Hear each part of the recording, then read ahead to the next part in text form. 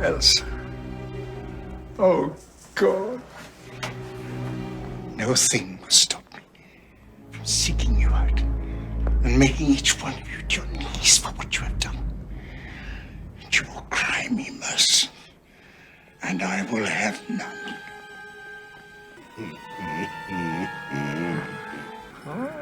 No mercy, my friends. No mercy.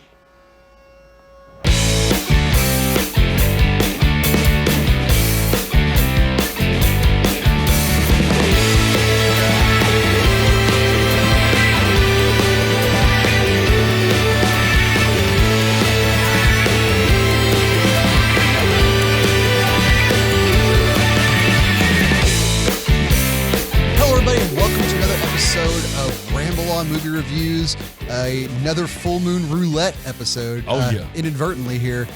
Again, as we said earlier when we spun the wheel, we had planned on doing Mortal Kombat tonight. Yeah, since it dropped tonight, we were going to be like, hey, we'll be like all those other asshole YouTubers, and we'll get stuff out like in a timely manner instead of like 2 or 3 weeks after shit's dropped and no one cares about it anymore. I'm super lazy, guys, and sometimes I just can't be asked to fuck with stuff. We don't have the money that these other YouTubers that magically pop up with sometimes. Well, they do it for a living. We don't do this for a living. We do it for funsies. That's true.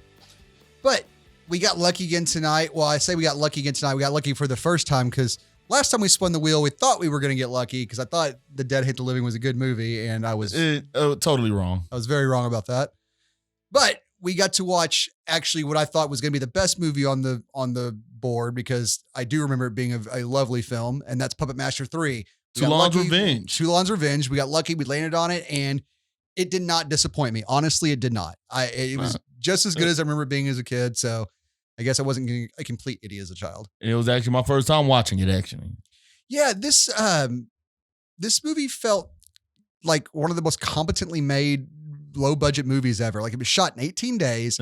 You can tell, but it was actually good for the amount of time they had. It was shot, 1 year after the first, like they shot them like, 89, 90, and this was 91. So and at the end of this one, they've even got, number 4, Puppet Master 4 coming soon when bad dolls go good or some shit like that, I think is what the tagline they Something said. like that. Yeah. We'll figure out when we review it. We'll get to it. And as if you've watched our other ones, I've always said, as far as the first 5 movies go, just ignore number 2. And this might be the best one of the series, honestly. This is our prequel that actually takes place in Nazi Germany in Berlin during 1941. And I didn't think that Full Moon had the budget to do this movie. Like, you wouldn't expect that. Like, they must have blown every dollar they ever made on period costumes and renting old 40s cars and stuff. Like, well, I mean, I say that back. I guess you could, like, they did shoot this on the Universal lot because they were supposed to shoot in Romania, but the political instability of the region at the time, they were going to shift to Hungary, and the harsh winter at the time all pushed it all the way to a back lot on Universal Studios. I guess they needed a dirty setup, so why not go to Florida? Well, it was probably the California lot. Oh, then why not go to California? Well, you got to build something that looks like Germany in the 40s as opposed to just going to an old European town that still looks like Germany in the 40s. Yeah. Because you guys don't replace your buildings every 10 years like we do. Nah. You guys care about history. It's weird. I know, right? It's like the Eddie Izzard bit, it's like come from England where the history's from. And it was obviously some backlots, and we said that they spend a lot on the costumes, but then again, like, there was episodes of Star Trek, the original series, that was like on a Nazi planet just because the show down the lot was shooting a Nazi scene and they had some costumes left over, So they might have gotten lucky in that sense, and like, hey, you guys still have any like period costumes laying around the Hollywood or laying around the Universal studio that we can use, or like reuse and recycle, baby. Yeah, reuse and recycle, man. Maybe. I mean, they look fairly new. They look beat up or ragged, which the beat up or ragged might have actually helped for the whole thing. It really would have helped. It was a good matte painting to open the shot. Like, it was like a Roger Corman flick. I looked up who directed this, and it wasn't Roger Corman, and I was shocked. Roger Corman, as they succinctly kind of put it, is the most competent, efficient, low budget filmmaker of all time. Like he will take a movie with no budget and make it quickly, cheaply, and competently to where you actually get something that could almost be a film. Yeah. I mean, you're right. You're right. For his budget and his time, it actually pans out. And this movie is right up there with it. Like, again, I honestly thought it was a Corman flick. Wasn't. It's David Coteau, who I think has a cameo in Bigfoot versus DB Cooper. One of the that movie's borderline gay porn, which is a shame because that's a really, really cool concept. DB Cooper parachuting out with his money and then getting killed by Bigfoot, and that's what happened to DB Cooper. Cool idea for a movie. That's not what's in this movie. It's a bunch of shirtless dudes in a house together. As I took that fateful trip, I would encounter something far more dangerous and a hell of a lot bigger than turkeys. What kind of stories? Local legends about some kind of creature roaming these woods. All right. But we start off the movie with a beautiful matte painting. Again, competently done. They were using the score from the first two films, which is fine because that score is wonderful. They were using the backlot and they dress up each set enough to look, they throw enough debris in the scene to make you think it's bombed out Berlin. You know what I mean? Yeah, pretty much. So it's like, all right, we throw a few crates and we throw some ripped up linens over here. Good enough. Good enough. That's fine. And but none of it's detracting. No, it's not. I mean, there's a couple of scenes that are kind of shot like a play, kind of linearly here to here, but I mean, like a sitcom almost, but like none of this is distractingly bad. None of it's distractingly, it's obviously cheap and quickly done, but it's got better acting in it than it deserves. It really does. Like, it was some great acting in this. Dude, Richard Lynch is in it playing the head Gestapo agent. Which is hilarious because, all right, spoilers here. Toulon is, I guess we'll run into the plot real quick. Andre Toulon is living in Germany with his wife. This is, when he's still alive and he's got the puppets and stuff and he's putting on his puppet show. And the puppet show has got, a Hitler puppet that gets shot by, this is our first introduction to Six Shooter, who's on the cover over here. Our cowboy with 6 guns and 6 arms. He represents America, the opposition to the Germans and stuff. He's the cowboy, bang, bang, shoot him up guy, right? And the little play they do, he shoots stuff at the Hitler doll and people are laughing. And then one little asshole, Dwight from The Office, is sitting in the audience taking pictures. And then Eric Stein goes back and tattles to Major Kraus, played by Richard Lynch. And then Major Kraus is in charge of a program, there's another guy, Herr Mueller, General Mueller, who's above them. Sorry. Yes. So General Mueller's been in charge of a project called Operation, I don't remember, Death Clock or something. I don't remember what it was called. But essentially, they're supposed to try and reanimate dead German soldiers to fight again, right? Pretty much create some zombies. Yeah, some supernatural Nazi shit. Like, obviously, these guys were not nearly as effective as the branch that had Rasputin pulling up Hellboy and shit. So General Mueller's in charge of this program to bring stuff back. Dr. Hess is the doctor that's obviously doing all the research and all this stuff like that. So he's got Major Kraus breathing down his neck, who's got General Mueller breathing down his neck. So it's, again, any movie that's going to have Germans or rigid command, you're going to have several degrees of just bullshit running downhill at you at any given time. Hess is trying to reanimate dead bodies, and he's brought back like angry zombies that, have to be shot and put down because they can't be controlled. So not doing too well. Dwight from The Office goes and attends the puppet show, takes pictures of them, being subversive, but also spy. Yeah. Also, he's like, there's no strings on 6 Shooter. And he's, goes and talks to Toulon for the show and tries to he's all like, oh, I'm just a puppeteer myself. And I just want to know your technique. It would be a shame if something were to happen. A super fucking sinister little twerp motherfucker. Annoying. Just. Yeah. He reminded me it's like a Nazi version of the food inspector from Bob's Burgers. Anyway. He sneaks out back and he looks in through the window and sees Toulon, injecting the dolls with their serum, their nightly, dose of their serum and stuff.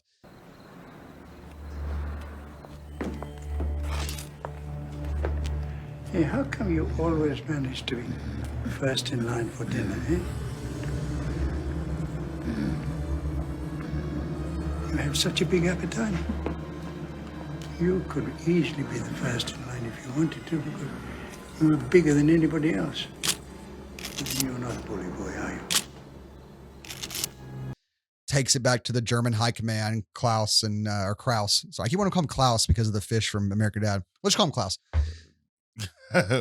Well, Klaus, and then Dr. Hess is played by Ian Abercrombie. And Ian Abercrombie, for anyone who's a Army of Darkness fan, plays, the human sorcerer, for King Arthur, the one who tells Ash the words he has to speak and then bitches him out for screwing him up, the one with the long beard. Yeah. He also does the voice of Emperor Palpatine in the Clone Wars. And I think there's a couple. There's something else he's done that is escaping me at the moment, but I'll think of it halfway through it and I'll yell it out with no context and we will all be flabbergasted. I will say Richard Lynch's face was like melting off like MJ's in this film. Oh my goodness. So much makeup, man. Yeah, it looked like he was about So to much. like MJ just right off the side of there. I'm surprised that nose didn't go. But what's funny is in the film, they imply that Andre Toulon carves Blade to look like Richard Lynch. And, if you've seen the first two movies, Blade was in the first two movies already looking like this before they ever cast Richard Lynch, which is hilarious because, and I'll put a picture of Richard Lynch up, Richard Lynch looks just like fucking Blade. The dude looks really like a do. walking skeleton. Yeah, it's You really hilarious. do, like Major Cross. Yeah, I wonder like how hilarious is like I carved this skeleton Blade puppet for my first two movies that kind of looks skeletal, but luckily there is a blonde skeletal looking B-movie actor with enough chops to give some credibility and some frosty white hair and looks pretty airy, and you know what I mean? Like just luck the fuck out on that one, right? Oh yeah, for sure. So after Dwight goes and reports back to Hess, and then he's like, hey, he's able to animate these puppets without. He says he uses locomotion, but I saw him use this magic serum, and he's like, hey, I'm trying to bring things back to life. Let's go talk to him. So Doctor wants to go talk. Richard Lynch wants to go shoot, bang, bang, because he's doing a mean puppet show about Hitler. So, of course, during the fracas, Andre Toulon's wife is shot. And, he's heartbroken and he's taken into custody. But while he's traveling, in the truck, two of the puppets, Tunneler and Pinhead, kill the guards and they escape. So the rest of the movie is Toulon going on a little revenge kick with the puppets killing the people associated with his wife's death. And of course, he brings his wife back. He had carved a puppet his wife earlier on, and we got our little origin story scene because he takes her DNA and puts it in there with the serum and brings her back to life with a leech as Leech Woman. So we get our Leech Woman origin story, and we got a Blade origin story in this film. And everyone else gets like a short sentence about who they were. Because again, it's mostly just, death scene hiding out, death scene hiding out. Yeah. It was almost a repeat of the same thing over and over until we get into some real action. Yeah, and it wasn't not entertaining the whole time. No, it was pretty entertaining. The in-between stuff, he interacts with a young boy and his father who are also on the run, who had been in his puppet show previously. His name was Peter. Yes. Hertz. Like, we didn't get the father's first name. Yeah, I remember, yeah. They just called him Hertz, and his son, Peter Hertz. Well, his dad looked like John Lovitz, and he was the 22-year-old, 12-year-old? Like, that is the most adult-looking 12-year-old I've ever seen. Like an SNL when they have like Miley Cyrus or somebody on, they dress him up like a little kid, it's obviously like an adult woman playing a little kid. That's what this dude looks like. The actor that played him was Aaron Eisenberg. Rest in peace. Rest in peace to him. Of course. But yeah, this movie was made in 91, same year I was born. And he was 22 years old at the time. He looks really young. He does look young. He does play a convincing 12-year-old or 10-year-old or whatever. Whatever he was. Now, he looked too grown to play a 12-year-old, but he still looked young. I don't know. I remember watching this as a kid, and I was supposed to be older than him, even though I wasn't, and I bought that he was younger than me. So, again, nothing in here is distractingly off, but it's off. Yeah. And I guess the only reason why at the time of this film he passed off as a 12-year-old in their eyes because he's only 5 feet tall. Well, that and also, low definition televisions, you can't really tell. I mean, we had the benefit of Blu-ray. Yeah, but he's been 5 foot tall ever since he became an adult. Never grew since then. He passed away at the age of 51. I tell you what was distracting in this movie was the switching between German and English. Because, like, all right, if you're going to use German for the people who speak German, that's fine. They speak German. You should, right? But when you're making a movie for Americans and you're setting it in Germany and everyone is supposed to be speaking German the entire time, you usually just have them speak English with a German accent. Right? Nope. But when you switch back and forth between some phrases are all in, so like they had said some sentences that were just all in German, but they had a lot of phrases like "mach schnell," they use that a lot. Like, I think all the German they use was just whatever someone would learn in their first year of like high school German. Yeah, and pretty much you'll hear an American accent just jump through. Oh no! Like the once they kill Dwight and he gets the replacement driver, that dude sounds straight up Scottish. Yeah, he's like, "Where's my driver? Where's my other driver? Oh, I found him killed the other day." There's Lieutenant Stein. Dead, sir. Oh my God. You see, so no one living here, nothing at all? No, sir. I found him and contacted headquarters. Found him that over there. don't sound German whatsoever. Oh, I found him over there under the car. I don't know what that was. That wasn't Scottish. That was like drunk, but like it wasn't even Irish. That was just drunk. That was terrible. But yeah, it was. I can't do Scottish unless I do like Sean Connery. But yeah, like then you'll hear an American accent slip through every now and then. You'll hear some Scottish. Yeah, and Andre Toulon didn't even try. He's a British actor. He's just like, fucking, I'm old and I'm British. I'll just be British. It's fine. That's what we used to do back in the day anyway. Everyone who was European was British. Hell, everyone who was American was British. Go watch an old Disney movie. Everyone's fucking British. No matter where you're from. I'm from Texas. That would have pissed me off. That's where I'm from. That would have pissed me off. I say, I sure do love to wrestle up some cows. That's really good, though. Thank you. Appreciate it. That's my Disney English voice. That one's not so hard. You sound really excited about everything. Like you're in the Parent Trap.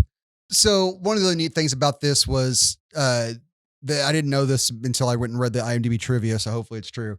Apparently the voice of Six Shooter was Charles Band's. Charles Band is the CEO of Full Moon. It was his dad who apparently had actually escaped France running from the Nazis during the 40s. That's hella interesting. So every time that you, as they pointed out on IMDb, every time you hear Six Shooter laughing while shooting Nazis, it's the voice of a man who actually fled the Nazis. So that's pretty neat, man. What is this joke?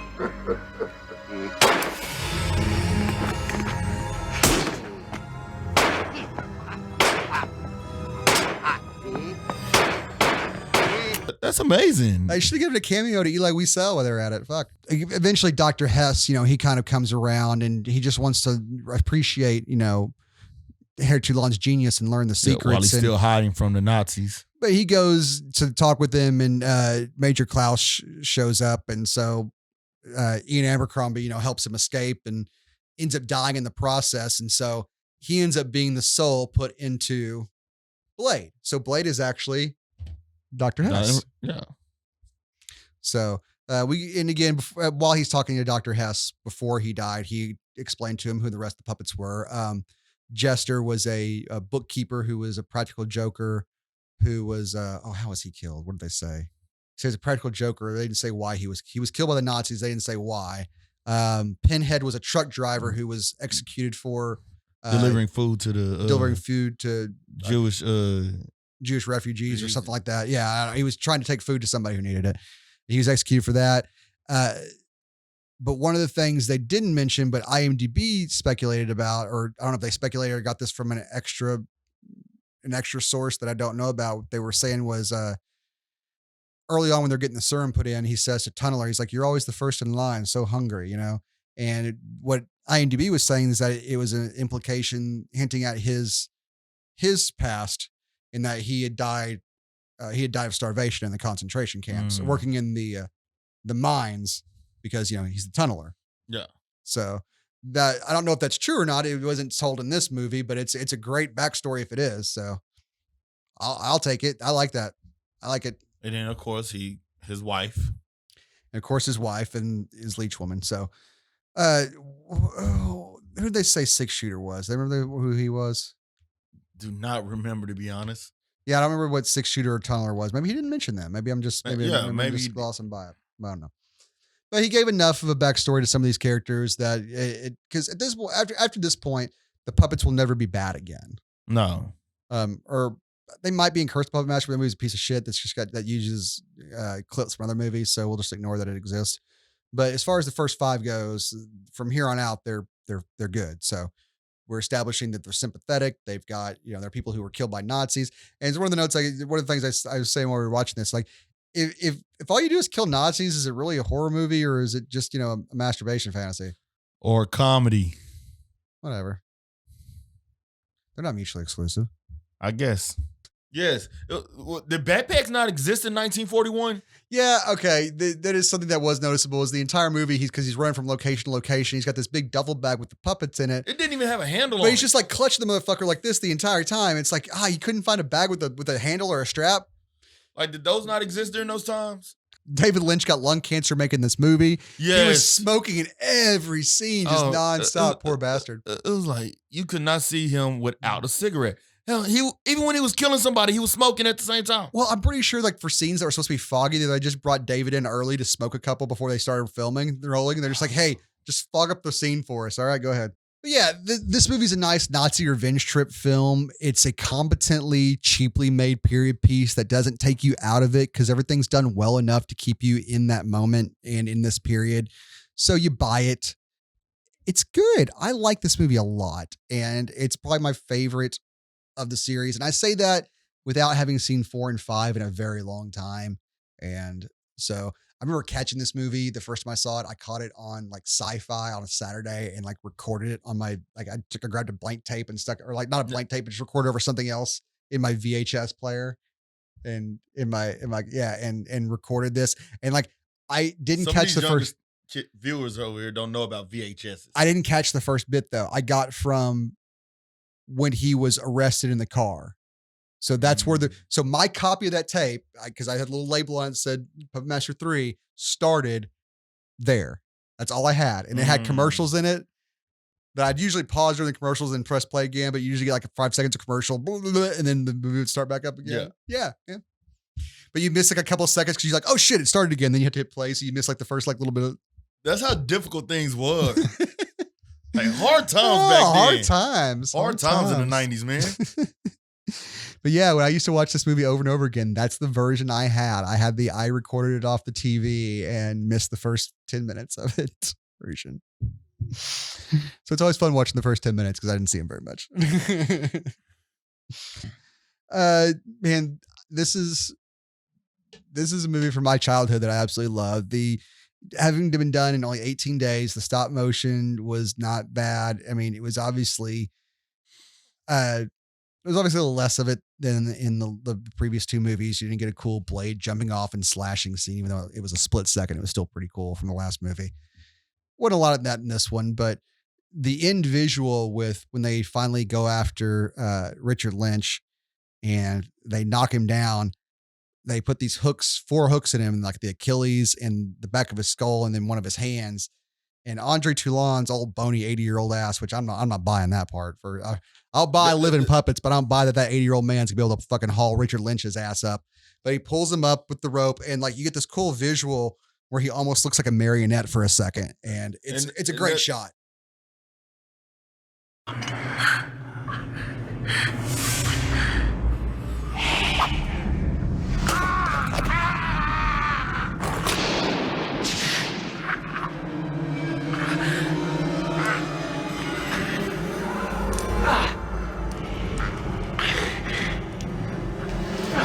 And that's something else I wanted to pick on, like for now that you brought that up. Like, you get shot and then you're just moving like this and stuff. Oh yeah, that's true. Like before he hauled him up there, Richard Lynch took one shot from him, shot him in the arm, and he just goes, and then he kind of rubs it out for a second, and then it's gone. The hole in the jacket's gone too. It's just gone. I don't know what Full Moon's deal is about not being able to rip a hole. You know what it was? They had to take these costumes back. That explains it. That's why you didn't see a bullet hole in Elsa either. Yeah. You just seen like a red stain. And then like as she's playing her, and all of a sudden she gets a Well, to be fair, if you stain that thing red, that ain't ever coming out. If you put red food color in food and what they use for blood, which is just corn syrup and red food dye, that shit ain't ever fucking coming out. So that dress was ruined anyway. You might as well rip that motherfucker. But she could have at least sold it. I mean, the thing was they squibbed a few people. They squibbed the general whatever his name was. I said it earlier. I forgot. All right, Mueller. Like they squibbed his ass. He had a nice full uniform that got squibbed all out, dude. I don't know why at the end they just decided that he was just gonna rub it out like he had a Charlie horse and he was gonna be fine. Like he got shot once.